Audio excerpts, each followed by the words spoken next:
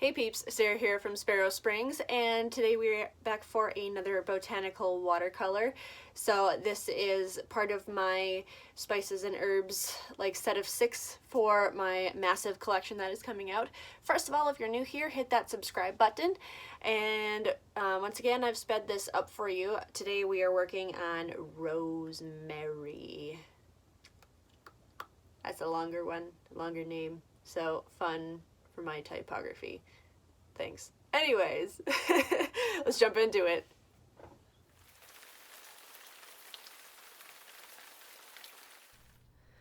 Okay, so starting off, I have already pre-mixed my colors and whatnot. Believe it or not, for this entire set, I have basically been using the same colors. So every time my watercolors dry out, I just go in, add a few drops of water, remix it, and then I'll add more or less pigment of different things to adjust accordingly for the new print.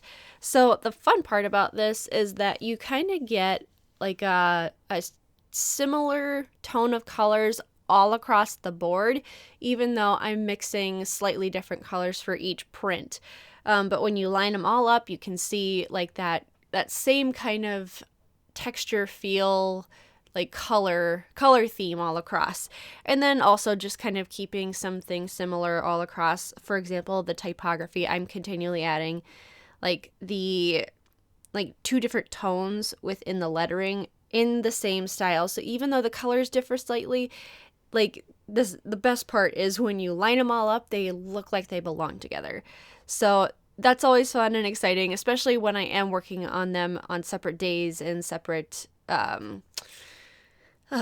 prints. So for myself, this is something that has kind of changed with parenthood now, but I used to spend 8 hours on a single project in a single run.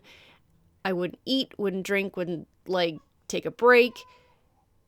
Oh, my baby is waking up. 1 second. Okay, back and enter baby noises.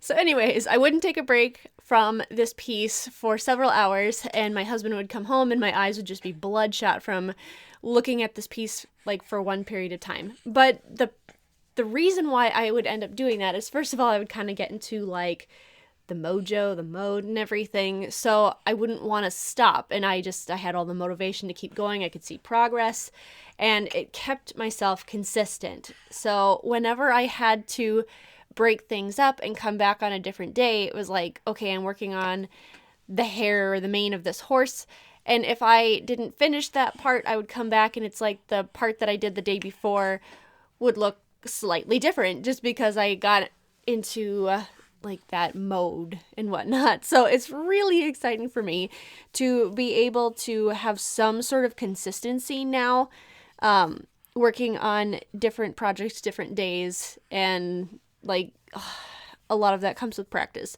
But honestly, I think that is one of my biggest regrets.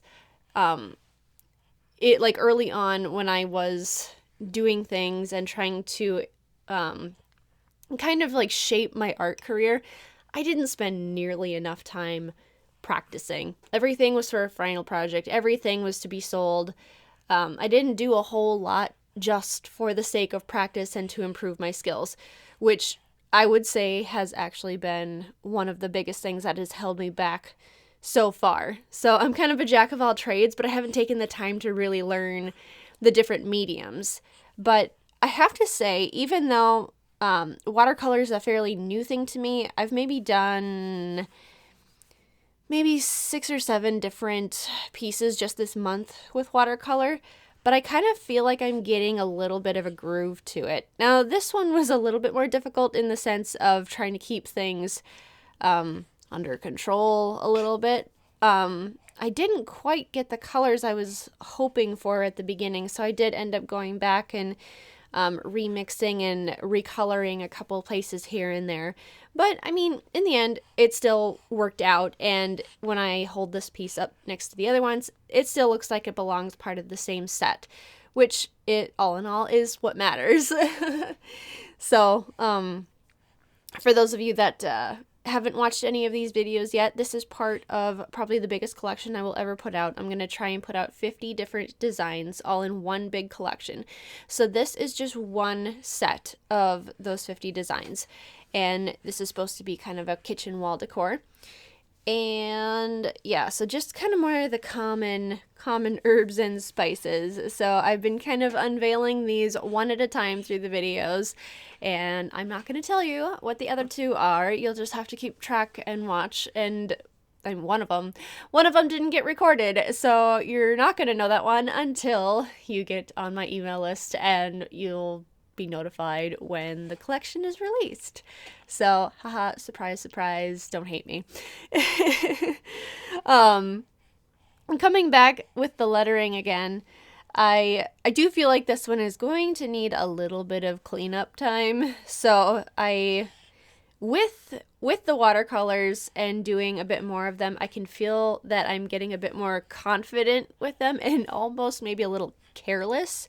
So some of the typography, like the letters and whatnot, weren't as clean as I was hoping for. So, I mean, all of these I will end up scanning into Photoshop and just cleaning up edges and whatnot if they're horribly bad. I don't want to do too much just because it is watercolor, and I want to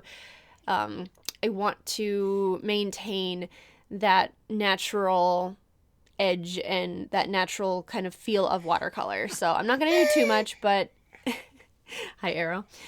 I am going to do just a little bit of cleanup work. Now, I scan all of these in and then do some just minor touch-ups in Photoshop, just because when I'm selling a digital file, I want to make sure that you're getting the best quality that you possibly can get, so that when you go and get them printed somewhere else, you don't have any issues with quality or anything of that nature.